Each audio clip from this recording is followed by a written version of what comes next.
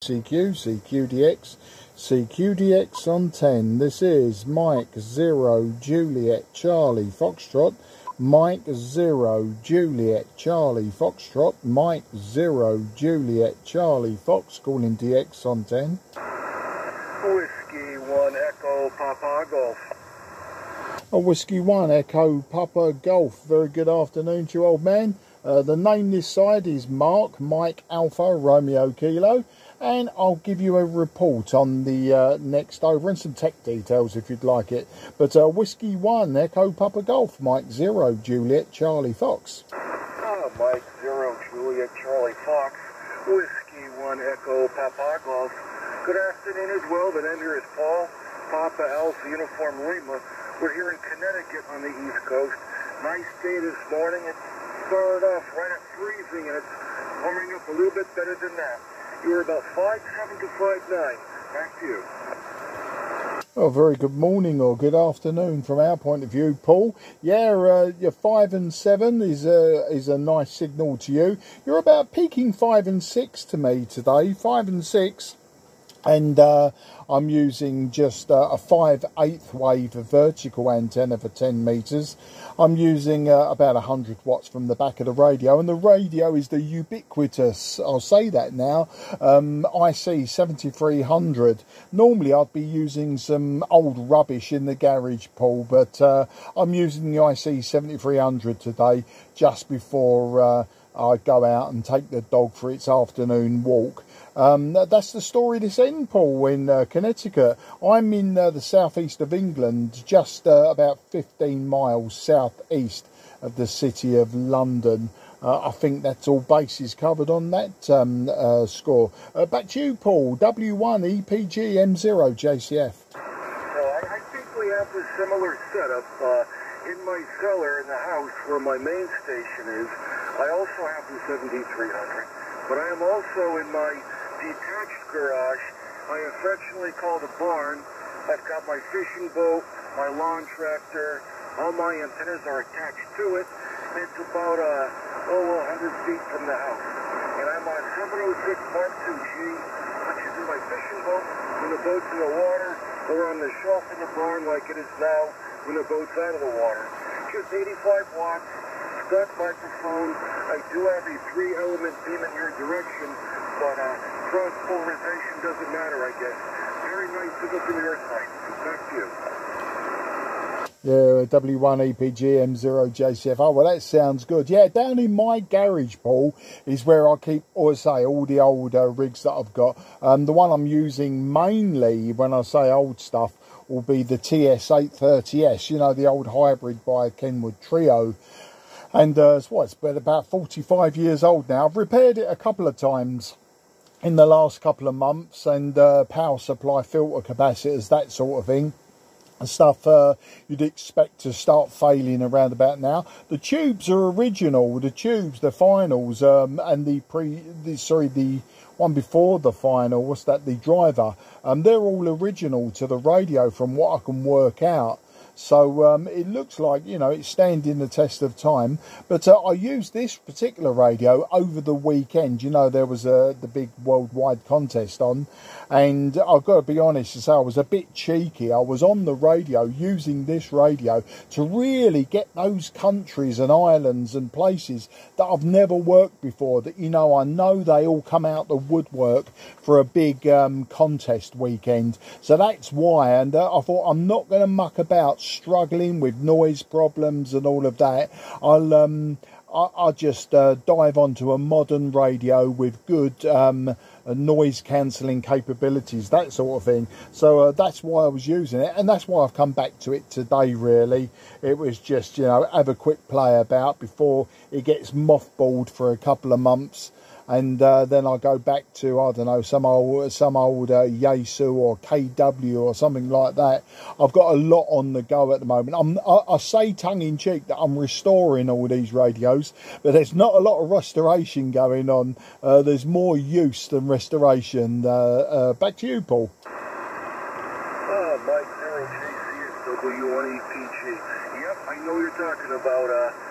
Several friends of mine do a lot of that. One of the guys used to work at the ARRL which is only about a 40-minute ride from where I'm standing. And he was one of the guys in their test lab, and he's effectually restoring lots of stuff. He's also involved in the next town over, in Windsor, Connecticut. It's called the Vintage Radio and Communications Museum. It's got everything from broadcast, television, and radio to some of the old origins of amateur radio, as well as an active station, and lots of vintage boat anchors that stay on the air thanks to all these guys' loving care. So I know what it takes, I've seen it, and good for you to keep them alive and original tubes. That just means you never abuse them very much. That's very good. Yeah, well, the TS830 actually came from, I belong to a radio club called the Cray Valley Radio Society. It's a local radio club to me, and one of the members there had one in storage, and originally it was the club's radio, so I would imagine that they bought it from new, and then as the radios get old, you know, they upgrade the club station, that sort of thing. I think what they do is they sell off the radios to club members, and this club member had used it. So I would imagine that the club never abused it, because they've always got linear amplifiers, so you know, they keep the power down. The person who had it before me, I don't think he abused it, because you know, it was a nice piece of kit, and you know, he knows the background of it, and I think that's the way he kept it. Then it went into storage for many years, and then I bought it. I bought it nearly 2 years ago now, maybe 18 months ago, and one of the filter capacitors went pop, you know, which you'd expect it of the age and the use, but I was the third person, I believe, to own it, and I certainly didn't abuse it. You know what, I've only been licensed, Paul, since 2017, and I actually failed the amateur radio examination in 1978, believe it or not. And I failed it, and so I went down the naughty route. I become a bit of a pirate. And yeah, when the TS830 came out, it was, oh, I must get my license. I really want one of those radios. But I never did get the license, and I never did buy the radio, because it was SSB only, or SSB CW. You know, I wasn't going to get the full use for the money they was asking. But as I say, you know, it comes around in a big circle. Over the last years that I've been licensed, I've had many Kenwood trios in the Tango Sierra range, like the 520s and 450 and 590. You know, I'm a big Kenwood fan, and I just put out a call. Look, has anyone got an old TS830 they want to sell? And he sold it to me with the manual tuner, an MC50 microphone, etc. And I was over the moon, because I got it at a fantastic price as well. So that's why it sort of pride of place in the garage. But in the garage, as I say, it's old Yaesu summer camps, KW, Swan. I'm sure you know the Swan. Yeah, I've got a Swan 350, all requiring my attention. And you use the words boat anchor. And yeah, I've got a few proper boat anchors, an AR88, which I bought a few years ago. Now, I had one of those back in the 70s. I've got an Eddystone 940 and a few other big old boys from the past, you know. And that's how I cut my teeth in amateur radio, was the shortwave listening in the 1970s and 80s, using those old boat anchors that you picked up for pennies, but now people want hundreds of pounds or hundreds of dollars. So that's the story, Paul. W1 EPG M0 JCF. Break. United Kingdom stations, break. Old is new again, it seems. I go to a lot of the local swap meet hamfests, and I do see a lot of that same machinery coming out from years ago, either restored with a comparable price, or full restoration for a giveaway price. And there are times they're just giving them away because they don't want to lug them all over the place. And yeah, the Swan 350, familiar. All the names you mentioned, I am familiar with. Yep, back in the day. I cut my teeth on an old 1010 Corsair. that was quite 80s vintage, and I was licensed for probably, the late 90s, I guess 20 years ago, maybe something like that. And same thing, I've gone through it. Everything has been secondhand, except for the 7300, and I do have an older ICOM 7000, which was, I guess, between the 706 and the 4-digit series. But that one looks pretty good too. I use that strictly for 2-meter sideband and have a little brick amplifier. There's an active group on 2-meter sideband here in the morning. With elevation consistent, I don't have such elevation. I can't even hear some of the guys they're talking to. But it's always fun to try and make the contact anyway. So that's what that radio is for. The 706, in my fishing boat, I have it's an aluminum boat, but I put some a power box, little plates, I guess, to have the magnet that you're seeing. And I use a Hustler resonator and the Hustler mast, and a little LDG auto tuner, changing the different resonators. And boy, in that fishing boat with a little piece of wire hanging overboard attached to the ground plate, boy, it's amazing what you get. Sometimes it's a distraction from fishing, or maybe fishing's a distraction from the radio. I wasn't sure. W1EPG. Yeah, W1EPG. The brake station, you have been acknowledged. Brake station, you have been acknowledged. Yeah, absolutely fantastic. And yeah, well, I've got hidden some way. I've actually got a 10-tech. It's a 10-tech 525. I forget the name, something like Argus or Argonaut or something like that. But I haven't used that for some time now. But yeah, you're quite right. You know, I've got many hobbies, Paul.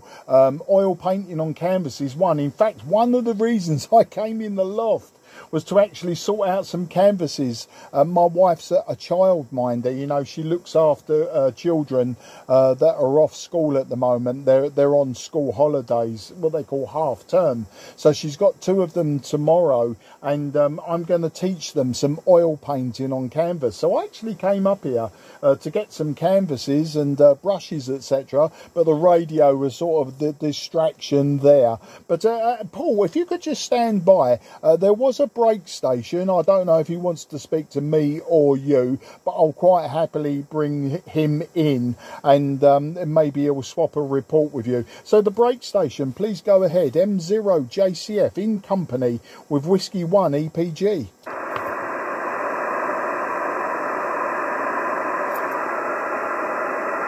No, it seems like the brake station, Paul, has moved on. He did break in just before your last over, and I didn't acknowledge until the end of your over, so he maybe thought that he wasn't heard. But never mind, if he comes back, I'm sure we can bring him in. I'm not sure. I think it was said it was a uniform kilo station. I might be wrong about that, but no problem. Yeah, yeah. So yeah, on the boat, as I say, my brother is a very keen fisherman. I used to be when I was younger, but we don't tend to go out and do you know, like ocean fishing or anything like that. Sometimes off a pier or off the beach, we've been known to do that. But my brother is the fisherman of the family. My grandfather was the fisherman, and that's where we sort of got the bug from. But I never kept with the fishing. I went on to other things, one of them being racing motorcycles and playing bass guitar in various bands. But yeah, my brother's the fisherman, but he likes to do match fishing, you know, river fishing, lake fishing. He fishes for fun more than anything. But you know, I think it's a fantastic hobby and pastime. I didn't have the patience for it when I was younger. It was too laid back and it was a bit too slow for me. But it sounds like you've got a good combination there of your 706 on a boat. Whiskey 1 EPG M0JCF.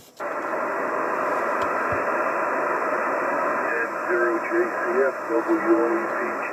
Well, I got the fishing book from my uncle when I was about, probably 9, 10 years old.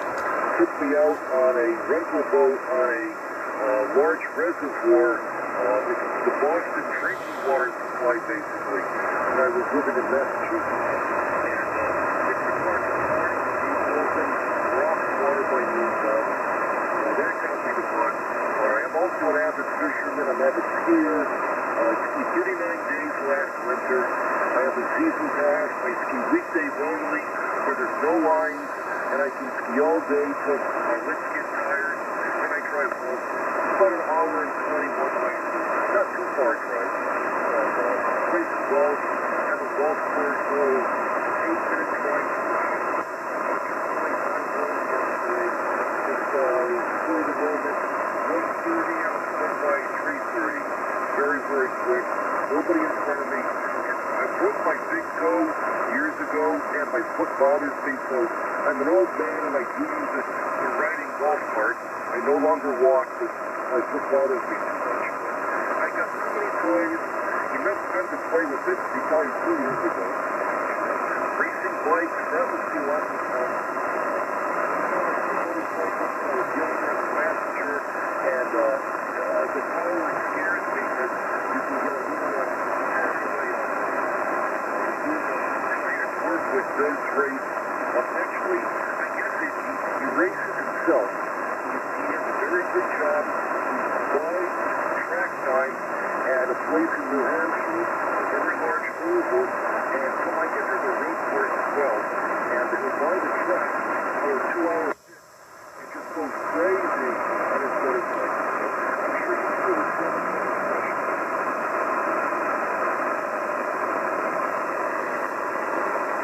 Okay, Whiskey 1 EPG M0 JCF, but wasn't sure if you stopped there. Your signal's dropping down to about a 3 and 1 at times, Paul. So hopefully my vertical is got the gain forwards towards you, so that you can still hear me. Yeah, well, the motorcycle racing, until recently I was drag racing motorcycles, so that's the standing start quarter mile. But back in the 80s, it was road racing and speedway. Speedway being the short track version of your flat track. You know, you do the half mile and 1 mile ovals. So yeah, I got into all that, but you know, like you, I'm older now. I'm nearly 62. I am retired, but I don't race anymore. I got a bit too heavy for it, and it's also an expensive hobby, a very expensive hobby. Some will challenge that in the amateur radio world and say that this is an expensive hobby, but to be honest, I get out more than I put in. So for me, it's sort of self-fulfilling. You know, it looks after itself. I buy cheap, I repair, I restore, I use, and then I sell on to buy the next one. So that's my amateur radio. Anyway, listen, Paul, it's the signal's dropping off, and I've got to walk this dog.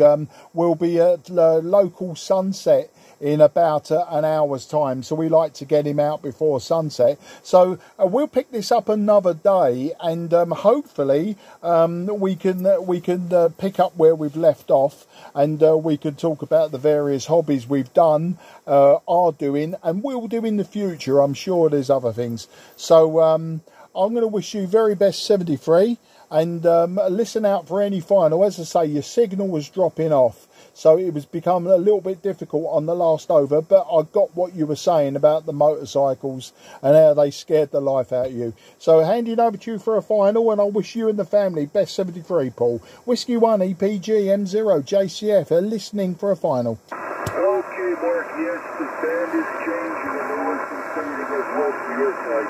Hopefully I'm getting out right now as well, and not killing my ALC. Yep, we'll talk again. Lots of toys, boys and toys. You know that goes. Mike 0, Junior, Charlie Fox, Whiskey 1 Echo, Papa 73. Absolute pleasure, Paul, and thank you for the opportunity. Lovely to speak to you. Mike 0, Juliet, Charlie, Foxtrot is now QRT. This frequency is clear for use. The frequency is clear for use.